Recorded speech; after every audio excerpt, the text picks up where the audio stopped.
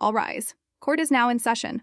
The case is called Morris vs. Adams. The judge Vanda B. opens the session. Mr. Morris, with a serious expression, is ready to speak. He's seeking a reduction in his child support payments. With a sigh, he explains that he currently pays $880 per month, plus an additional $362 for health insurance. The issue: his ex-partner, Ms. Adams, is planning to move to Florida, and he doesn't want to lose custody of his children. There's a growing tension as he shares that he sees his kids 4 times a week, but the looming Florida move might change everything. All rise. Support court with Judge Vanda B. is now in session.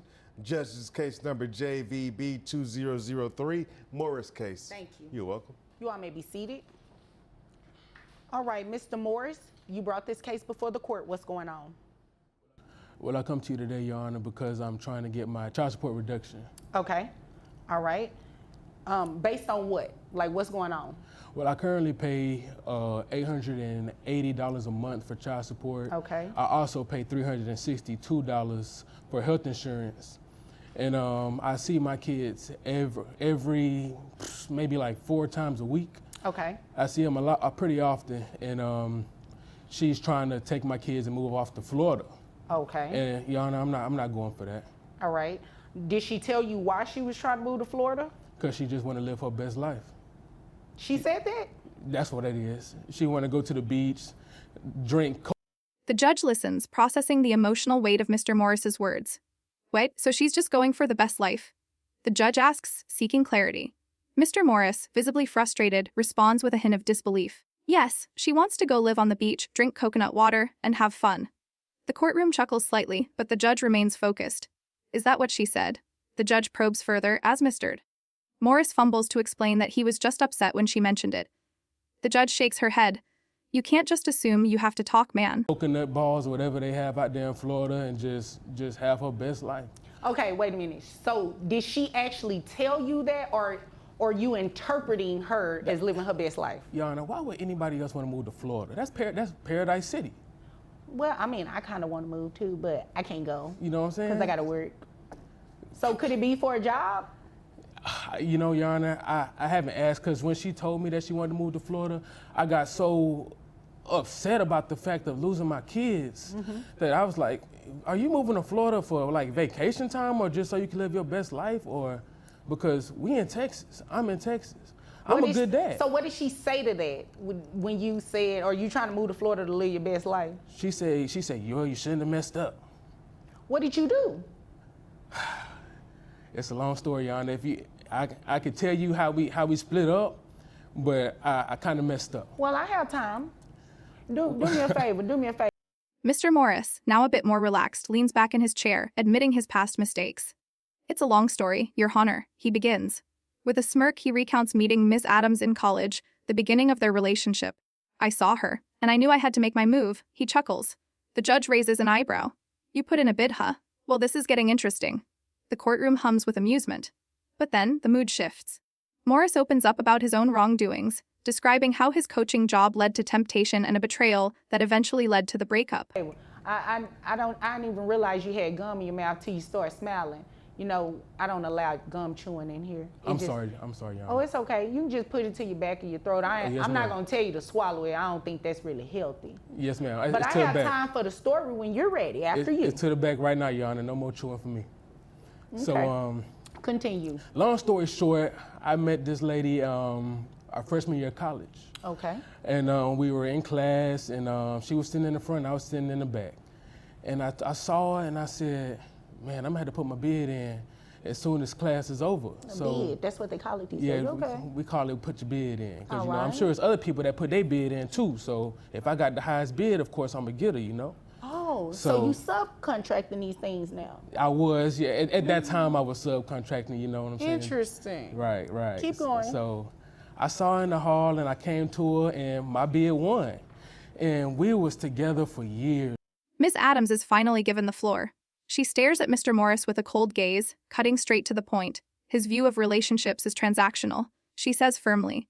Her words hit like a punch. He didn't even bother mentioning our kids' names, she adds.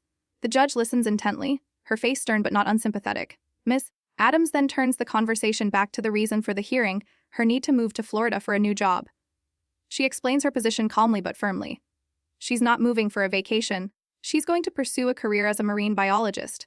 The courtroom pauses, everyone awaiting the judge's response. Your Honor, we were together for years. We have 2 kids. We have a 5-year-old and a 10-year-old. Okay. Throughout the time, and as life just went on, we just started kind of fading, Your Honor. I'm a coach. I'm a football coach at a college. Okay. And one of the cheerleading coaches kept hitting on me. And I kept rejecting her. So you put a bid on her too? She put the bid on me, Your Honor. Oh. Yeah, she put the bid on me. So I gave in to that bid. She had a high bid. And at the time, my lady, she wasn't putting in no more bids on me. She wasn't cooking me dinner. She wasn't massaging me like she used to. She wouldn't even let me watch sports on Sundays, Your Honor, because she wanted to watch The Bachelor. So it just wasn't working. And I gave in to what was going on, and I messed up. She saw my phone. She saw that I was with her a few times, and she left me, Your Honor. Okay. She left me. That was a very colorful story. The judge takes a deep breath, the tension building as she assesses the situation. You want to move to Florida, but he's claiming you're just running away for vacation. She reflects aloud. Ms. Adams doesn't hesitate. I took the job. I've already found housing. She's determined, but Mr. Morris challenges her decision. You just decided to move without asking for permission. The judge interrupts. Did you file anything for today? Mr. Morris is quiet. His answer is no, and that's all the judge needs to know. You can't just leave. You have to ask for permission. Story is very interesting. I hear the word bid. I think about someone, trying to do construction on my home. So it's just interesting hearing you use that term referring to relationships. Okay, so you don't want her to move to Florida. No, ma'am. All right. And you want your child support reduced as a result if she does move?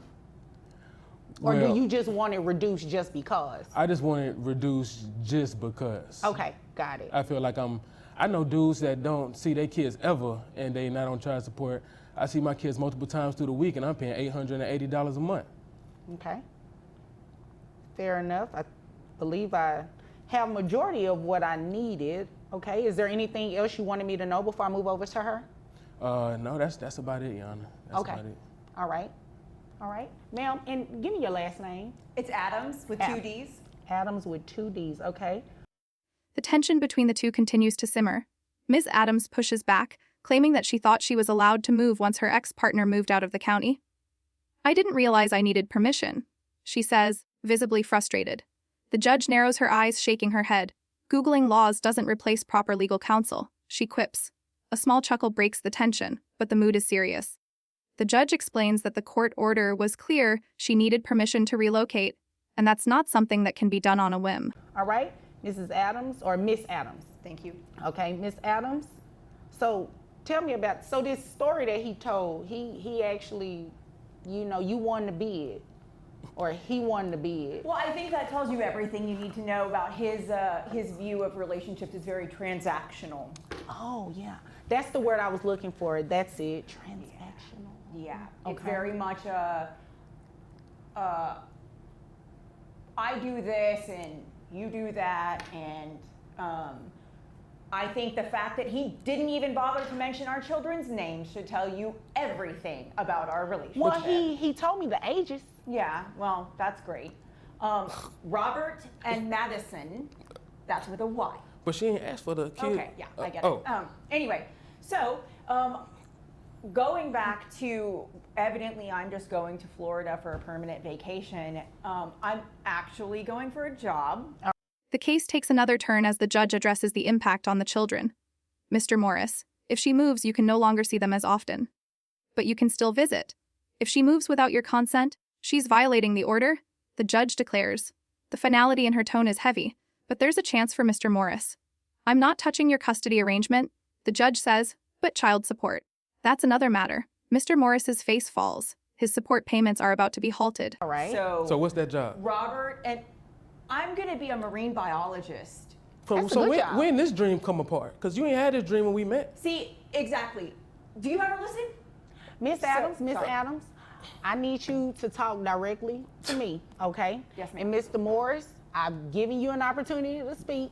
Let me hear what she has to say. You're right, and Judge, I'm people sorry. can change dreams. I mean, depending on how long you guys have been apart, a lot could have changed in her life. It's just she taking my kids, Judge. It's Okay, just- well, let's hear what she has to say. You're right. You're right. She said marine biologist, right? Yes. That sounds like a really good job, and I want to hear about it. See how much money she makes. She all just right? having random dreams, Judge, but it's all Okay, good. that's great, but I need to see how much money she's making. Right. Okay? I'm sorry. All Your Honor. right. Yeah, less talking, more listening.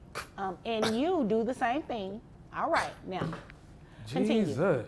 So I'm taking the kids to Florida because I have a greater job opportunity. Okay.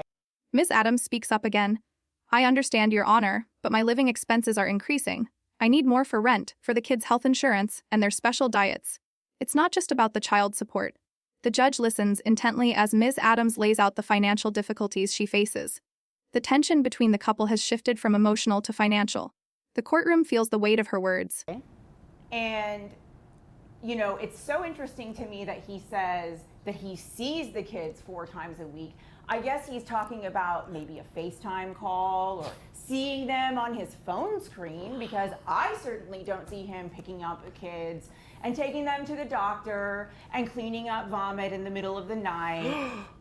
So it's great that he thinks that that he's paying for the right to see his kids, and that there are people who don't pay child support and who see their kids a whole lot, Judge. That tells you everything you need to know about the transactional nature of relationships to Mr. Morris. So,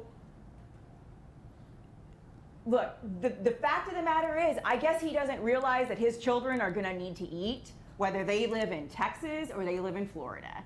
And That's they're true. And they're gonna need new tennis shoes and new. The judge pauses before delivering her decision. She explains that while she won't adjust the custody arrangement, Mr. Morris's child support payments will be discontinued due to the move. Adams will have to bear the full cost of her new life in Florida. The judge's voice is firm but fair. This is what's best for the children, she concludes. They'll be okay, but their father needs to be a part of their lives too. New clothes, and I guess he just thinks that money goes on trees, or that kids just eat for free. It's not how it works. This isn't TGI Fridays. So the cost of living is going to be higher in Florida. All right. What are we looking at? So my rent is going up from $2,000 a month to $2,800 a month. Okay. Because I have to have a 3-bedroom, because Robert and Madison need their own bedrooms. And of course, I have to pay for flood insurance and other things like that. Okay. All right. And you mentioned food. Yeah, so the kids eat organic Okay. and they're vegan. And so my grocery bill for them is already close to $800 a month. Okay. So his opinion that $880 is too much for the kids is wrong. It is a wrong opinion, because your children deserve the nutrition they need to grow up big and healthy and strong, so they can be college athletes like you want them to. Okay, so Miss Adams, you said that your rent is going up $800. Yeah. You have to pay flood insurance. The children's diet, they eat organic food, and they're. Mr. Morris nods, still processing the judge's decision. I'll try to work things out with her, he says. We need to talk, but this isn't easy. The judge offers a faint smile. Good luck in Florida, Miss Adams, she says, her tone softening for a moment. Maybe this job will bring you what you need, and maybe things will settle. The tension slowly ebbs as the courtroom begins to clear, but the case remains unresolved in some ways. The judge's words linger, reminding everyone that the court's duty is to seek fairness, even if it means difficult decisions. The gavel falls. The session is over.